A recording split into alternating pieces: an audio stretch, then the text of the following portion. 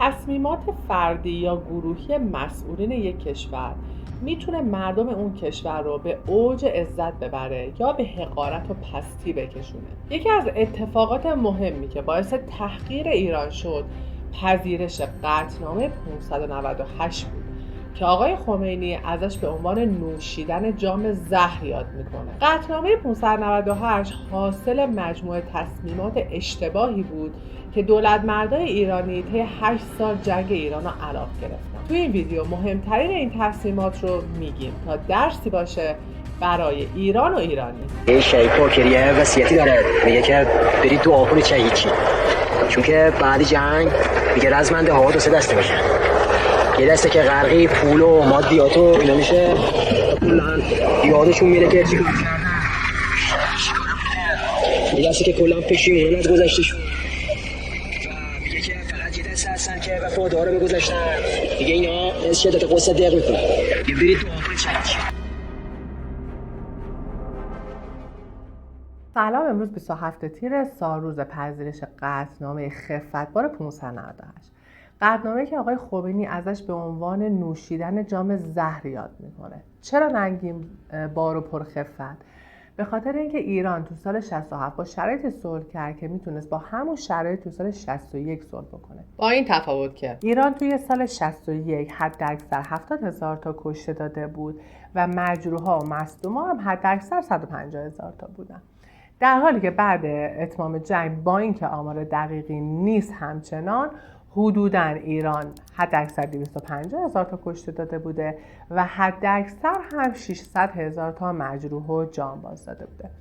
خسارت ایران 97 میلیارد دلار تعیین میشه از طرف سازمان ملل که هیچی پرداخت نمیشه، همچنان هم هیچی پرداخت نشده. اما تو سال 61 خسارت ایران تقریباً 25 میلیارد دلار بوده که همونطوری که جلوتر توضیح میدیم کشورهای عربی حاضر بودن که این 25 میلیارد دلار رو به ایران بدن و ایران صلح رو بپذیره و جنگ رو تموم کنه. حالا بریم داستان جنگ رو تعریف کنیم و ببینیم که چی شد داستان ایران به قطعنامه 598 کشید.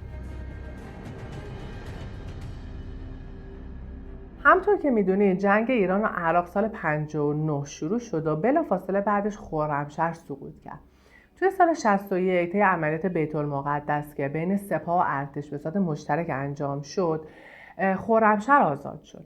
بعد اینکه خرمشهر آزاد شد، صدامی که فکر می‌کرد 2 هفته‌ای تهران رو میگیره، دید که حریف ایران نمیشه. به خاطر همین به صورت غیر مستقیم از طریق عربا درخواست صلح داد.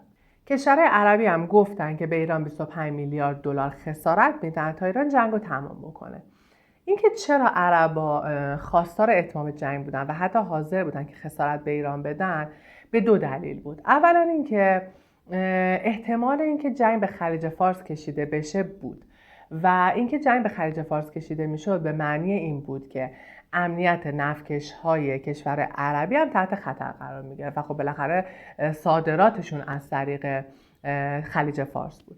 مسئله دوم مسئله اسرائیل بود، چون که عرب با اسرائیل در حال جنگ بودن و اون موقع مشکل داشتن، رابطهشون مثل الان با هم خوب نبود و عربا میگفتن که زیر سایه جنگ ایران و عراق حواسا از روی اسرائیل برداشته بشه و اسرائیل زیر سایه جنگ ایران و عراق رشد میکنه. حتی یاسر عرفات هم به ایران سفر کرد هم به عراق سفر کرد که این جنگ رو زودتر تموم بکنن. اما آقای خمینی گفتش که به 4 شرط میپذیره که جنگ تموم بشه. اولا اینکه صدام متجاوزگر شناخته بشه، دوم اینکه خسارت ایران تعیین بشه، سوم اینکه اول کشورها به مرزهای خودشون برگردن و بعد آتش بس بشه، چهارم اینکه صدام از طریق خاک خودش یه مسیر به نیروهای ایرانی بده تا ایرانی‌ها برن جنوب لبنان و با اسرائیل بجنگن. جالب اینجاست که صدام 3 تا از این شرط‌ها رو قبول کرد، حتی پذیرفت که از خاکش یه مسیری به نیروهای ایرانی بده، فقط قبول نکرد که متجاوزگره و حتی تاکید داشت که ایران اول جنگ رو شروع کرده. خلاصه اینکه جنگ ادامه پیدا کرد. همطور که پیش بینی میشد جنگ توی سال 64 به خلیج فارس کشیده شد. علاوه بر نفتکش‌های ایرانی و عراقی، نفتکش‌های کویتی و عربستان هم مورد تهدید قرار می گرفتن. وضعیت برای ایران هم خوب نبود. 14 تا از شهرهای ایران توی اشغال عراق بود تا اینکه شانس در خونه ایران رو زد و یک هواپیمای آمریکایی، هواپیمای TWA آمریکایی توسط حزب الله لبنان توی سال 64 روبوده شد. حالا چرا این فرصت برای ایران خیلی مناسب بود؟ به خاطر مسئله تامین سلاح. همطور که میدونید ارتش ایران یه ارتش آمریکایی بود. در زمان شاه از آمریکا سلاح می‌خرید. در مقابل شوروی به عراق سلاح میداد و خب قرارداد باهاش بسته بود و طی جنگ ایران و عراق هم تامین کننده سلاح برای عراق شوروی بود. از اون طرف ایران به خاطر مسئله گروگانگیری سفارت و قطع رابطش با آمریکا و تحریم تسلیحاتی نمیتونست از آمریکا سلاح تهیه بکنه. مهم بود که از آمریکا بگیره، هم به خاطر نوع ارتشش، هم به خاطر اینکه سلاح‌های آمریکایی بودن که حریف سلاح‌های شوروی میشدن. ایران از این فرصت اومد استفاده کرد، با مذاکره، حالا دقیق یادم نمیاد یه دونه یا چند تا، از گروگان‌های آمریکایی رو آزاد کرد. بعد اینکه این گروگان‌ها آزاد شدن، توجه آمریکا و ریگان که اون موقع رئیس جمهور بوده به نفوذ ایران توی منطقه جلب میشه و این فکر به ذهنش میرسه که شاید دوباره بتونه از این طریق ایران رو مثل زمان شاه متحد خودش بکنه. به این شکل معامله فوق محرمانه بین ایران و آمریکا شکل میگیره. معامله سلاح و گروگان که ایران سلاح تهیه میکرده و به ازاش گروگان‌های آمریکایی رو آزاد میکرده. همطور که گفتیم این معامله فوق محرمانه بوده. فقط آقایان خامنه‌ای، رفسنجانی، میرحسین، موسوی اردبیلی و احمد خمینی به نمایندگی از آقای خمینی ازش خبر داشتن و البته چند نفری که واسطه بین ایران و آمریکا بودن. کیا واسطه بین ایران و آمریکا بودن؟ افرادی به اسم محسن کنگلو که مشاور امنیت ملی میرحسین موسوی بود. دومیش هم منوچهر قربانی فر بود که دلال اسلحه بود. از طریق این دو نفر معامله شکل میگیره و ایران شروع میکنه به خرید سلاح از آمریکا. جزئیات این معامله سلاح ایران و آمریکا رو ما توی ویدیو مکفارلین کامل توضیح دادیم از زبان خود آقای کنگلو طی مصاحبه‌ای که با آقای دهباشی داشته، ولی که جزئیات بیشترش رو اینجا نمیگیم. اما وقتی که سلاح‌های آمریکایی به دست ایرانی‌ها میرسه، نیروی نظامی ایران تازه نفس میشه و عملیات ولفجر 8 توی زمستون سال 64 استارت میخوره و ایران توی فروردین ماه 65 یکی از استراتژیک ترین نقاط عراق یعنی بندر فاو میگیره. وقتی که فاو که تنها بندر عراق برای دسترسی به خلیج فارس بوده دست نیروهای ایرانی میفته، صدام اوضاعش خیلی به هم میریزه، به خاطر اینکه برای صادرات نفتش مجبور بوده که دست به دامن ترکیه و کویت بشه. از اون ور کردای عراق هم که با صدام مشکل داشتن، وقتی میبینن که ایران موضع برتر توی جنگ داره، میان پشت نیروهای ایرانی و با نیروهای ایرانی متحد میشن. وقتی ایران موضع برتر تو جنگ میگیره، خیلی از کشورها موضعشون رو نسبت به ایران عوض میکنن. حتی رابطه ایران و عربستان هم خوب میشه و تو این سال صدام با دومین پیشنهاد صلحش میاد جلو و ایران خیلی از حالا به قول سیاستمدارا میگن که ایران دیگه اینجا باید قبول میکرده. حتی رفسنجانی توی کتاب خاطراتش میگه که آقای خامنه‌ای که اون موقع رئیس جمهور بوده میگه که الان با دست پر دیگه باید با صدام مذاکره بکنیم. اما بازم صدام نمیپذیره این شرط ایرانو که متجاوزگر جنگه و دوباره پیشنهاد صلح رد میشه و جنگ ایران و عراق ادامه پیدا میکنه. اما همونطوری که توی سال 64 با شکل‌گیری معامله سلاح بین ایران و آمریکا شانس به ایران رو میکنه، تو سال 65 با لو رفتن این معامله شانس از ایران رو برمیگردونه. این که چی میشه معامله سلاح ایران و آمریکا به هم میخوره رو من توی ویدیو مکفارلین کامل توضیح دادم، اما اینجا یه خلاصه ازش میگم. توی این سال 65 بحث انتخابات میان دوره‌ای مجلس سنای آمریکا مطرح میشه. جمهوری‌خواها 2% رأی کم داشتن تا اینکه مجلس سنا رو دست بگیرن. از اون ور رئیس جمهورم که ریگان بوده جمهوری خواه بوده و اگه جمهوری خواه انتخابات مجلس سنا رو برنده می شدن، هم ریاست جمهوری و هم مجلس سنا رو دست داشتن و به قول آقای روحانی میتونستن به سادگی دموکرات‌ها رو لوله کنن. اما برای این کار نیاز به یه حرکت بزرگی داشتن که کلیدش دست ایران بود و اونم آزادسازی یکباره گروگان‌های آمریکایی بود که دست حزب الله لبنان بودن. به خاطر همین تو خرداد 65 یه هیئت آمریکایی در پوشش ایرلندی وارد ایران میشن که یه مقام بلندپایه آمریکایی به اسم مکفارلین که مشاور امنیت ملی ریگان بودم توی پرواز حضور داشت. درخواست آمریکایی‌ها چی بود؟ این که گروگان‌ها رو به صورت یکجا آزاد کنن و در ازاش گفتن که آمریکا تضمین میکنه که ایران جنگ با عراق رو ببره. ایران اما قبول نمیکنه، یعنی در واقع آقای خامنه‌ای و آقای میرحسین موسوی قبول نمیکنن و رفسنجانی فقط موافق بوده که نمیتونه اون دو نفر دیگر رو راضی بکنه که این معامله شکل بگیره.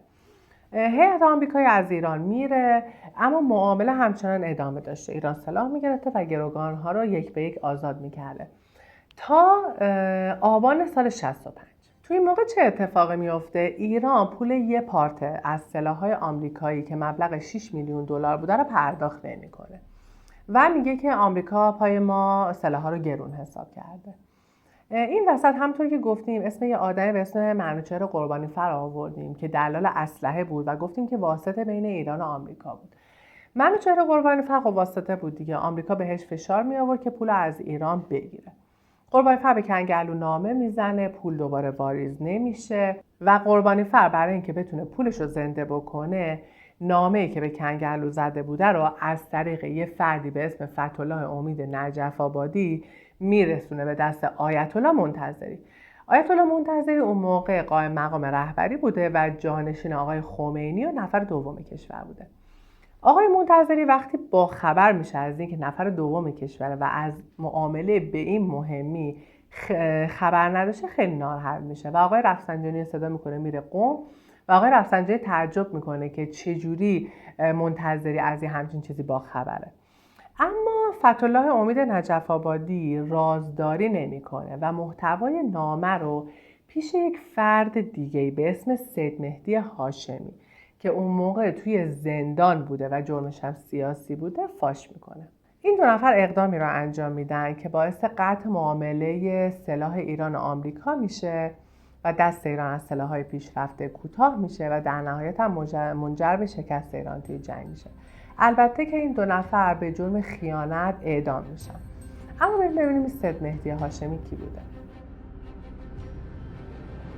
جزئیات این موضوع رو ما توی این ویدیو توضیح دادیم، میتونید برید کامل ببینید. اما یه خلاصه بگیم که سید مهدی هاشمی روحانی شیعه پاسدار از تندروهای اوایل انقلاب بود که هسته اصلی سپاه پاسداران رو تشکیل داده بود، جز افرادی بود که هسته اصلی سپاه پاسداران رو تشکیل داده بودن، اما کاملا خودمختار از حکومت عمل میکرد و قتل و ترور و خون تیمی و جعل سند و این کارا رو انجام میداد.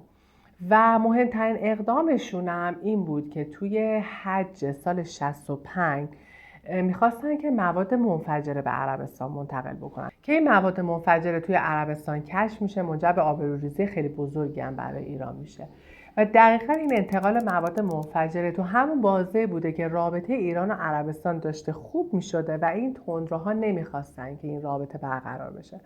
خب یک موضوع خیلی آشناسیه، الان هم موضوعیه که سالهای سال تا همین الان هم باش درگیریم، دولت‌هایی که میخوان با کشور دیگه ارتباط برقرار کنن و تندروهای پرنفوذی که مانع همچین چیزی میشن. خلاصه این که سید مهدی هاشمی میره زندان و به دلیل حالا اعمالی که داشته که مهمترینش هم قتل بوده، میره زندان و برای اینکه حواسا رو از خودش پرت کنه وقتی از ماجرای معامله مکفارلین با خبر میشه، حالا به هر قصدی، به قصد ضربه زدن به ایران بوده، به قولی آزادسازی خودش بوده یا هر چیز دیگه ای، میاد معامله سلاح ایران و آمریکا رو لو میده و لو رفتن ماجرا قوقای خیلی زیادی رو توی دنیا به پا میکنه و همه میگن که ایران و آمریکا دارن پشت صحنه با هم معامله میکنن و دارن ما رو بازی میدن. خود آمریکایی‌ها که بیشتر از همه صداشون در میاد و میگن که آقا سال 58 که سفارت ما رو اشغال کردن 66 تا دیپلمات ما بیش از یک سال دست ایران گروگان بودن، ما خودمون اینا رو تحریم تسلیحاتی کردیم و حالا خودمون داریم بهشون سلاح میفروشیم. از اون ور کشورهای دیگه صداشون در اومد که آمریکا ایران تحریم تسلیحاتی کرده، نمیذاره هیچکی به ایران سلاح بفروشه، بعد خودش داره مخفیانه به ایران سلاح میفروشه. توی ایران هم غوغا به پا شد به خاطر اینکه جو اون موقع جامعه ایران برخلاف الان بسیار ضد آمریکایی بود. بعد لو رفتن ماجرا آمریکا به طور کل تکذیب میکنه که حالا مقامات فرستاده بوده ایران، ولی رفسنجانی به دستور آقای خمینی میره نماز جمعه و داستان رو برای مردم تعریف میکنه. اما اینکه نقطه ابهام خیلی بزرگی وجود داره که من باز حالا توی ویدیو مکفارلین هم گفتم، اینجا هم میگم این نقطه ابهامو، این که چرا ایران اون 6 میلیون دلار رو نداده بود و حالا ایران ادعا میکرد که داره پای ما گرون حساب میکنه، ولی این 6 میلیون دلار اصلا ارزشش چقدر بوده توی اون دورانی که ایران توی جنگ بوده. یه حساب کتاب سرانگشتی بکنم که ناچیز بودن این مبلغ رو بدونید. جنگ ایران و عراق 97 میلیارد دلار خسارت برداشت که اگه تقسیم بر 8 سال بکنیم میشه روزی 30 میلیون دلار. یعنی ایران داشته روزی 30 میلیون دلار خسارت میدیده و این 6 میلیون دلار ما با تفاوت 1/5 خرج روزانه جنگ ایران و عراق بوده و ببینیم مثلا چقدر این مبلغ ناچیز بوده و اینکه چرا به خاطر این مبلغ ناچیز به هم میخوره، کسی خیانت کرده، غفلت بوده، چی بوده رو من امیدوارم که حالا مسئولینی که اون موقع بودن و هنوز زندن و اطلاعاتی دارن بتونن این نقطه ابهام رو برطرف کنن. با 2 اتفاق مهم سال 65 یعنی انتقال مواد منفجره به عربستان و به هم خوردن معامله سلاح ایران و آمریکا وارد سال 66 میشه. دیگه تو سال 66 جنگ خیلی شدت گرفته بود و همونطور که گفتیم جنگ هم به نفتکشا کشیده شده بود و ایران هم نفتکشای کویتی رو میزد به خاطر اینکه کویت نفت عراق رو صادر میکرد. کویت میاد دست به دامن آمریکا میشه، میگه آقا ایران داره همه نفتکشامون رو میزنه، داره ما رو بدبخت میکنه، بیا یه کاری بکن. آمریکا هم قبول میکنه. حالا طی معامله‌ای که بین کویت و آمریکا شکل میگیره، من سرچ نکردم ببینم که کویت چه امتیازاتی به آمریکا بابت اون میده، اما آمریکا قبول میکنه روی نفتکش‌های آمریکایی، نفتکش‌های کویتی پرچم آمریکا نصب میشه و نفتکشا شروع میکنن و ناوا شروع میکنن اسکورت کردن نفتکشا. ایران خیلی از این موضوع ناراحت میشه به خاطر اینکه قبلا اگه نفتکشو میزده خب مال کویت بوده، اما الانی که پرچم آمریکا روش نصبه اگه نفتکشا رو بزنه به منزله اعلان جنگ با آمریکا دیگه و ایران اصلا نمیخواسته که با آمریکا وارد جنگ بشه. اینجوری میشه که پای ناوای آمریکایی به خلیج فارس باز میشه. توی تابستون دیگه فشار روی ایران حد اکثر بوده از 3 جهت. 1 همونطوری که گفتیم ورود ناوای آمریکایی که ایران اصلا نمیخواسته باهاشون درگیری مستقیم پیدا بکنه و به خاطر همین مجبور میشه که درگیری‌ها رو به صورت غیر مستقیم انجام بده. به این شکل که توی مسیر حالا نفتکشا و اینا مین میریخته و موقعی که اولین کاروان نفتکشا هم میخواسته بره یه دونه بمب توی خلیج فارس منفجر میشه، یه دونه از این مینا، اشتباهی گفتم بمب، یه دونه مین توی خلیج فارس منفجر میشه، یه دونه ناو آمریکایی به اسم بریشتون آسیب میبینه و عملاً جنگ دریایی ایران و آمریکا از این نقطه شروع میشه. دومین فشاری که روی ایران بوده صدور قطعنامه 598. دقت کنید که قطعنامه 598 نه تو سال 67 بلکه تو سال 66 که صادر میشه. توی سال 66 غیر نظامی‌های خیلی زیادی از هر دو طرف کشته میشن. مسیر خلیج فارس هم ناامن میشه. واسه همین شورای امنیت میاد قطعنامه 598 رو صادر میکنه. صدام بلافاصله قطعنامه رو قبول میکنه. بعد اینکه صدام قطعنامه رو قبول میکنه فشار روی ایران زیاد میشه که ایران هم قطعنامه رو قبول بکنه و جنگ تموم بشه. اما آقای خامنه‌ای توی شهریور 66 میره سازمان ملل اونجا صحبت میکنه و آب پاکی رو دست همه میریزه که ما قطعنامه رو با این شرط قبول نمیکنیم. چرا قبول نمیکنن؟ نه صدام متجاوزگر شناخته شده بود، نه خسارت ایران تعیین شده بود و نه کشورها قبل آتش بس به مرزهای خودشون برمیگشت. یعنی هیچ کدوم از شروطی که ایران مد نظرش داشت توی قطعنامه نبود. به خاطر همین ایران قدنامه رو نمیپذیره و از اون به بعد فشار بقیه کشورها روی ایران به حد اکثر میرسه. سومین فشاری که به ایران اومد سر ماجرای کشتار حجاج توی سال 66 بود. حالا ما سر ماجرای حج خونین چیزی که به ما توی حالا صدا سیما و تلویزیون گفتن این بوده که با چراغ سبز آمریکا سعودیه و مجاهدین به حجاج ایرانی حمله کردن و کشتنشون. اما این همه ماجرا نیست. وقتی که ناوای آمریکایی وارد خلیج فارس میشن و قطعنامه شورای امنیت صادر میشه، ایران فرصت حج رو خیلی مناسب میدونه برای اینکه بیاد ضد امپریالیست جهانی یعنی آمریکا توی بلندگوی کعبه داد بزنه مرگ بر آمریکا. و برنامهشون این بوده که راهپیمایی براءت از مشرکین رو تا کعبه ادامه بدن و حالا اونجا تصرف بکنن و بلندگوی کعبه رو بگیرن و اونجا شعار مرگ بر آمریکا رو سر بدن. از اون ور آقای خمینی طی پیامی که هر سال به حجاج میداده از حجاج میخواد که مراسم براءت از مشرکین رو خیلی پرشکوه‌تر برگزار بکنن. ما حالا تو پرانتز بگم من اینم کامل توی یه ویدیو دیگه توضیح دادم که حالا لینکش رو توی توضیحات میذارم، اما خب من اینجا دارم یه خلاصه‌ای هم ازش میگم دیگه. بعد از اینکه آقای خمینی این پیامو میده و به خاطر انتقال مواد منفجره که سال قبل انجام شده بود یادتون باشه توسط سید مهدی هاشمی، نیروی پلیس عربستان آماده باش میده و حج حالت امنیتی به خودش پیدا میکنه. مراسم براءت از مشرکین انجام میشه. هر سال توی 500 متری خونه خدا متوقف میشده. به تحریک یه سری از افراد تندرو راهپیمایی ادامه پیدا میکنه و درگیری شروع میشه. اینکه حالا کی درگیری رو اول شروع میکنه توی حاله از ابهامه. اینکه میگن از ساختمان‌های اطراف سیمان و سنگ و اینا پرت میشده، ایران حمله رو شروع کرده بوده، پلیس عربستان شروع کرده و اینا معلوم نیست، چون ایران میگه عربستان شروع کرده، عربستان هم میگه که ایران شروع کرده. اما واقعیتش اینه که توی این درگیری 285 تا حجاج ایرانی کشته میشن، 85 تا پلیس عربستانی هم کشته میشن. ایران ادعا میکنه که پلیس عربستان سلاح داشته و اینا به ایرانی‌ها حمله کرده، که خب این که 285 تا ایرانی کشته میشن معلومه این حرف درسته دیگه، خب بالاخره با چیز اینا کشته شدن.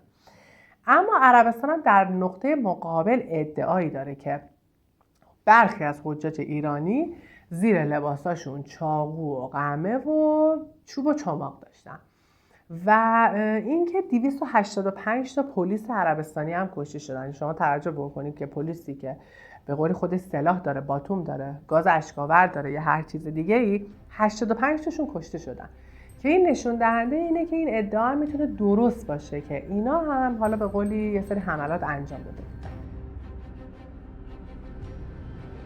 خلاصه سال 66 اوضاع برای ایران خیلی به هم ریخته میشه. علی طرف با عراق می‌جنگیده، علی طرف تو خلیج فارس با آمریکا می‌جنگیده و حمایت کشوران هم یک به یک داشته از دست میداده. حتی لیبی که از ایران حمایت میکرده و موشک به ایران میداده، میاد به ایران میگه که آقا اسرائیل داره، باید دیگه جنگو تموم کنید، ما باید بریم با اسرائیل به جاش بجنگیم، همون چیزی که اول ویدیو گفتم. و دیگه به ایران شروع میکنه موشک ندادن، متوقف میکنه موشک دادن به ایرانو. آخر سال هم که دیگه بمبارون شهرادی اوج میگیره، در حدی که تو 2 ماه 4 میلیون نفر اون موقع تهران رو ترک میکنن از شدت بمبارونا، تا میرسیم به ابتدای سال 67 که توی 27 فروردین 67 صدام به فاو حمله میکنه و فاوی که 1.5 سال دست ایران بوده. ایران اونجا تأسیسات ساخته بوده، پل ساخته بوده، بیمارستان ساخته بوده، کلی اونجا سرمایه گذاری کرده بوده، 3 روزه سقوط میکنه. جزئیات این که چی میشه فاو سقوط میکنه و نقش سپاه توی سقوط فاو چی بوده و چجوری غفلت سپاه باعث از دست رفتن فاو و شلمچه میشه، ما توی ویدیوی دیگه جداگونه حالا توضیحش دادیم. برای جزئیاتش میتونید برید اونجا مراجعه بکنید، ببینید اصلا چی شد فاو سقوط کرد، واکنش‌های مسئولین بعد سقوط فاو نسبت به سپاه چی بود، حکم آقای خمینی مبنی بر اعدام نظامیایی که توی شکست ایران مقصر بودن و غیره. بعد اینکه فاو و شلمچه سقوط کرد، اوضاع روحیه نیروهای ایرانی به شدت خراب میشه. از اون ور عراقی‌ها به شدت روحیه‌شون میره بالا و یک به یک شروع میکنن پس گرفتن مناطقی که ایران توی سالها ازشون گرفته بود. کردای عراق هم وقتی میبینن که ایران داره شکست میخوره، زمزمه اینو میکنن که دیگه برن با دولت مرکزیشون یا همون صدام صلح بکنن.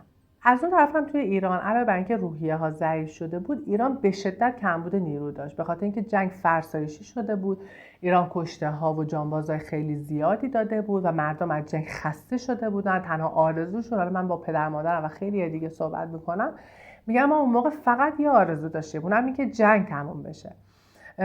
و خب خیلی از جوونا مثلا سربازایی که بودن از جبهه فرار میکردن. انقدر میزان فراری از جبهه زیاد بوده که وقتی جنگ تموم میشه و یه عفوی صادر میشه که اینا برگردن سربازشون رو بگذرونن، دیگه پادگانا جا نداشته. انقدر مثلا تعداد افرادی که برگشته بودن که وارد سربازی بشن زیاد بوده. اینا تو آقای رفسنجانی توی کتاب خاطراتش گفته. خلاصه وضعیت ایران خراب بود و اولین نفری که زمزمه اینو میکنه که ما باید دیگه از طریق سیاسی جنگ رو تموم بکنیم، شمخانی بوده. شمخانی یه گزارشی میده، میگه که اوضاع دفاعی ما خرابه و باید جنگ رو تموم بکنیم. اما ایران تصمیم میگیره که یه عملیات دیگه برای بازپسگیری مناطق از دست رفته انجام بده و عملیات بیت المقدس 7 توی 23 خرداد سال 67 استارت میخوره. عملیات بیت المقدس 7 شکست میخوره و ایران کشته‌های خیلی زیادی میده. حالا من این سایت‌های داخلی رو گشتم، هیچ آمار رسمی متاسفانه وجود نداره، چیز شفافی وجود نداره که ما بدونیم چند نفر کشته شدن. اما آمار غیر رسمی بین 1500 تا 2500 تا کشته و حدود 5000 تا زخمی و مثلا جانباز رو اعلام میکنه. ایران تلفات خیلی زیادی میده، حتی آب خوردن توی جبهه ها نبوده و خیلی از نیروهای ایرانی بر اثر تشنگی شهید میشن و ایران حالا به قولی این عملیات رو با شکست به اتمام میرسونه. از اون ور جزایر مجنون که بعد از عملیات اگه اشتباه نکنم خیبر ایران گرفته بوده، تو 48 ساعت سقوط میکنه و اوضاع ایران هی روز به روز، یعنی اتفاقات به صورت روزانه، اتفاقات بد برای ایران دیگه داشته به صورت روزانه اتفاق میفته. و یه اتفاق نهایی که دیگه تیر خلاص رو به ایران میزنه، ماجرای شلیک موشک آمریکایی از ناو آمریکایی به هواپیمای مسافربری ایرانی بوده. توی 12 تیر هواپیمای ایرباس ایرانی بندر عباس رو به مقصد دبی ترک میکنه. تو همون زمان بین نیروی دریایی سپاه و ناو آمریکایی یه درگیری در حال شکل گرفتن بوده و غفلتی که ایران میکنه این بوده که پروازها رو از فراز خلیج فارس لغو نمیکنه. وقتی که این هواپیما بلند میشه توی رادار، من گزارش سمت آمریکایی رو دارم میگم، سمت ایرانی که میگه این از قصد بوده، اینا میدونستن هواپیمای مسافریه و آمریکا از قصد زده. اما سمت آمریکایی میگه که اشتباه، یعنی گزارشی که دادن این بود که خب یه سری اشتباه پشت سر هم انجام شده بوده. اولا به خاطر اینکه جنگی که توی اون لحظه بوده، فشار عصبی روی افراد زیاد بوده و خب به خاطر همین فشار عصبی تفسیرها و تصمیمات اشتباهی گرفته شده بوده. یکی این که توی رادار این هواپیما رو با یه جنگنده F-14 اشتباه میگیرن. دوم این که هواپیما در حال افزایش ارتفاع بوده و گزارش کاهش ارتفاع داده میشه. سوم این که ناو آمریکایی توی فرکانس‌های نظامی و غیر نظامی به هواپیمای ایرانی هشدارا رو میفرسته، اما چون هواپیمای ایرانی اصلا روی فرکانس غیر نظامی نبوده هشدارا رو نمیشنوه و به مسیر خودش ادامه میده. توی اون شرایط حالا به قولی ناو آمریکایی تصمیمش رو میگیره و دو تا موشک به هواپیما شلیک میکنه. هر دوش به هواپیما میخوره، کل 290 نفر خدمه و مسافر کشته میشن و به قولی جامعه ایران تو بحت که بود وضعیتش خیلی بغرنج‌تر میشه. البته ایران از آمریکا شکایت میکنه و دادگاه لاهه 61 میلیون دلار خسارت برای آمریکا تعیین میکنه و این خسارتی هم که تعیین میکنه برای قربانیا بوده، نه برای دولت ایران. و این خسارت از طریق دولت ایران به بازمانده های قربانیای حادثه پرداخت میشه. اما به قولی این انتهای ماجرا بوده و بعد از این خود آقای منتظری هم میگه که آقا دیگه نظر سیاسی قبول بکنیم و جنگ رو تموم بکنیم، چون دیگه خوزستان داشته سقوط میکرده. یعنی آقای رفسنجانی میگه اگر قطعنامه رو قبول نکنیم خوزستان رو دیگه از دست دادیم. و آقای خمینی توی 27 تیر سال 67 جام زهر رو به قول خودش مینوشه و قطعنامه 598 پذیرفته میشه و جنگ تموم میشه. حالا گفتیم قرارداد 598 قرارداد ننگین بود. الان میفهمیم که چرا ننگین بود دیگه. یک، بعد از این همه جنگ و این همه کشته و این همه آرمان، صدام متجاوزگر شناخته نشد توی قطعنامه. دو، خسارت ایران تعیین نشد. سه، قبل از آتش بس ایران و عراق به مرزهای خودشون بر نگشتن. یعنی همون شرایطی که ایران سال 67 صلح کرد میتونه سال 61 صلح کنه، با این تفاوت که ایران توی سال 61 حداکثر 70,000 تا کشته داده بود و مجروحا و مصدوما هم حداکثر 150,000 تا بودن، در حالی که بعد اتمام جنگ با اینکه آمار دقیقی نیست همچنان حدوداً ایران حداکثر 250,000 تا کشته داده بوده و حداکثر هم 600,000 تا مجروح و جانباز داده بوده. خسارت ایران 97 میلیارد دلار تعیین میشه از طرف سازمان ملل که هیچی پرداخت نمیشه، همچنان هم هیچی پرداخت نشده.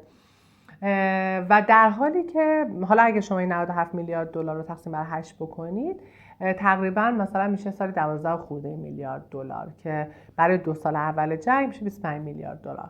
ضمن اینکه توی سال 61 عربا حاضر بودن که ما 25 میلیارد دلار رو بدن و توی سال 67 ما نه تنها اون 25 میلیارد دلار رو نگرفتیم بلکه 97 میلیارد دلار خسارت دیده بودیم. سومیش هم تبعات جنگ بوده، تروماهای حاصل از جنگ، تخریب‌ها، روابط بین‌المللی ایران و غیره. دیگه ما توی این جنگ 12 روزه استرس و فشاری که میتونه جنگ داشته باشه رو فکر کنم به خوبی با گوشت خونمون حس کردیم. اینکه در عرض مثلا 4-5 روز 19 میلیون نفر تهران رو ترک میکنن نشون دهنده اون اضطراب و اون ترومای وحشتناکی که میتونه جنگ داشته باشه. حالا این که میگن صدام متجاوزگر تعیین شده و ایران برگشته به مرزاش و ایران و عراق به مرزشون برگشتن، خب این چجوری اتفاق افتاده؟ اگه تو سازوکارش تو قطعنامه نبوده خب چجوری اتفاق افتاده؟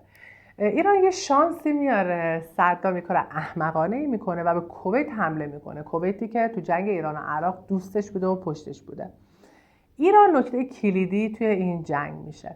سازمان ملل برای اینکه توجه ایران رو به سمت خودش جلب بکنه و ایران به حمایت از صدام بلند نشه، چون یه سری از افراد تندرو تو ایران گفته بودن که ما باید بریم پشت صدام بر علیه آمریکا بجنگیم. یعنی دیگه شما تصور کنید که دیگه فاجعه و تندروی تا کجا دیگه. و سازمان ملل برای اینکه توجه ایران رو جلب کنه میاد میگه که بیا صدام متجاوزگر اعلام میکنه. پیران میگه خواستت چیه؟ صدام متجاوزگر اعلام میکنه. اونم نه تو سال 67، 2 سال بعدش توی سال 69.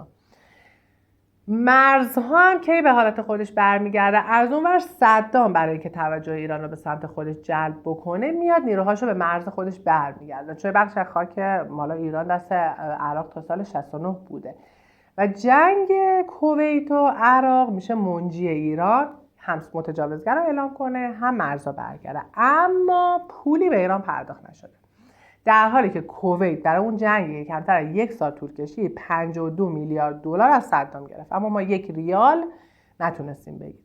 حالا علتش هم باز نقطه ابهامه که امیدوارم واقعا مسئولین انقدر لاپوشونی نکنن و بگن که چرا ما نمیتونیم خسارت رو بگیریم. این بود خلاصه و چکیده فشرده از ماجرای جنگ ایران و عراق، حوادث مهم جنگ ایران و عراق و قطعنامه 598 که خیلی از نظر خودم ماجرای تلخ و ماجرای خیلی پردرسیه واقعا. اگر مسئولین ما روزی نیم ساعت وقت بذارن برن وقایع بعد انقلاب رو بخونن که ایران چه اشتباهایی کرده و چه اتفاقاتی افتاده، فکر کنم وضعیت ایران بهتر از تصمیمات الان بشه. چون ما همین الانش هم مسئولینمون دارن تصمیمات اشتباهی رو میگیرن که همون موقع هم تو دوران جنگ میگرفتن. امیدوارم که تاریخ برای همه بشه درس عبرت. خوشحالم که این ویدیو رو تا انتها دیدید. ببخشید که سرتون درد آوردم. بالاخره باید با حقایق آشنا بشیم دیگه. تا ویدیو بعدی، خدا نگهدار.